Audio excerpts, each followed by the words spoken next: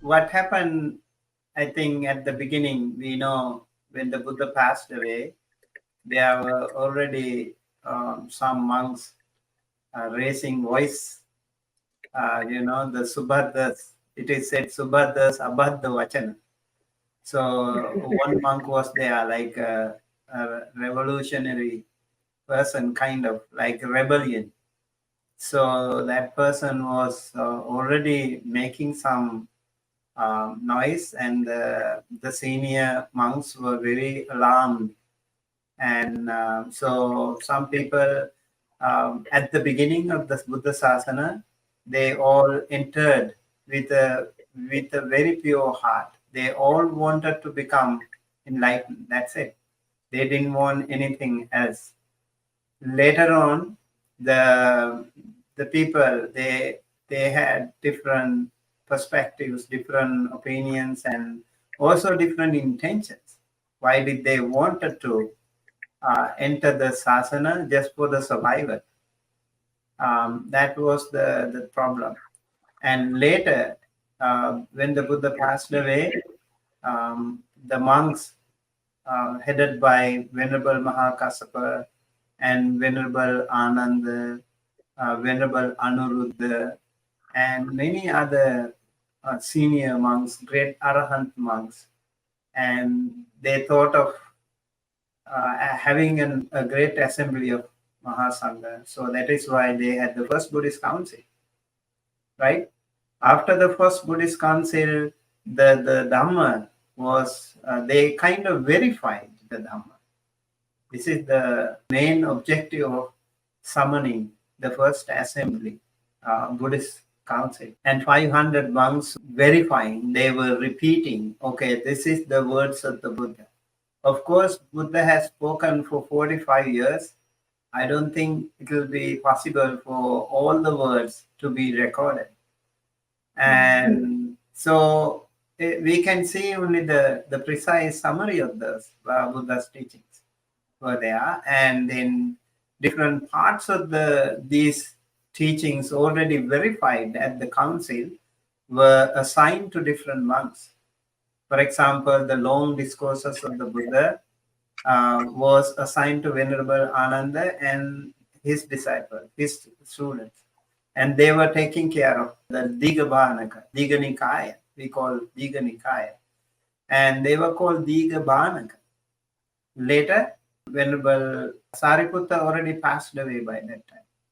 And Venerable Sariputta and the other monks, but Venerable Sariputta's disciples were there, and his disciples were assigned to take care of the Majjhima Nikaya, middle-length sayings, middle-length discourses. And then it was Venerable Mahākassapa and his disciples that were taking care of the Samyutta Nikaya, kindred sayings or connected discourses.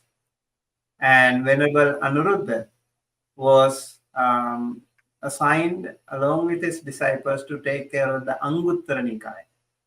And other monks were asked to, all the other rest of the monks were assigned to take care of the other rest of the suttas, rest of the Nikayas. Actually, it is said Khuddaka Nikaya. So basically, we can see at the beginning of the Sasana, first council, it was mostly the Sutta Pitaka. It was mostly the Sutta Pitaka. Plus, Vinaya Pitaka was assigned to Venerable Upali. Venerable Upali and his disciples. And so it went on, but within the first 100 years of the Sasana, there were a lot of debates. People didn't know. Like they were confused, and there were a lot of opinions and different perspectives of the monks. And therefore, we see the second Buddhist council also was summoned. And then again, when King Ashoka was reigning, then there were other monks too. There were other monks who were again having many different opinions. And so the original words of the Buddha have been misinterpreted and differently interpreted, and so there are a lot of confusions, especially when it comes to the sasana, where we can see like geographical areas, different geographical areas, and many other things happening, and therefore the confusion was there. And so the road was changed in different countries due to weather and other things. And then when there was no communication, like today, so still there were different opinions. And what happened? The monks changed. The Buddha actually at the end of his life, he said to the monks, you can change, you can adjust certain minor precepts. It's okay depending on the circumstances. And so these minor precepts, they were nobody knew what was to do with that. And that is why at the beginning, Venerable Mahākassapa said, we should not change anything. We should keep it as it is. The Venerable Mahākassapa and the first Buddhist council, monks decided not to change. But later, due to many reasons, it was changed. So they differently interpreted, and then it was, that is why we had the Theravāda Mahāyāna, or early Buddhism and later offshoots of Buddhism. And then even within the Theravāda and the Mahāyāna, there were so many other branches as well.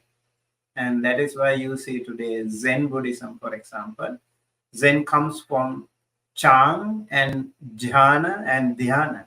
You see, the monks who were practicing meditation, they were giving priority to meditation. And so it was jhana, and then it is in Pali, jhana, and then Sanskrit, dhyana. And then when it came to China, it was Chan Buddhism. And when it came to Japan, it was Zen Buddhism.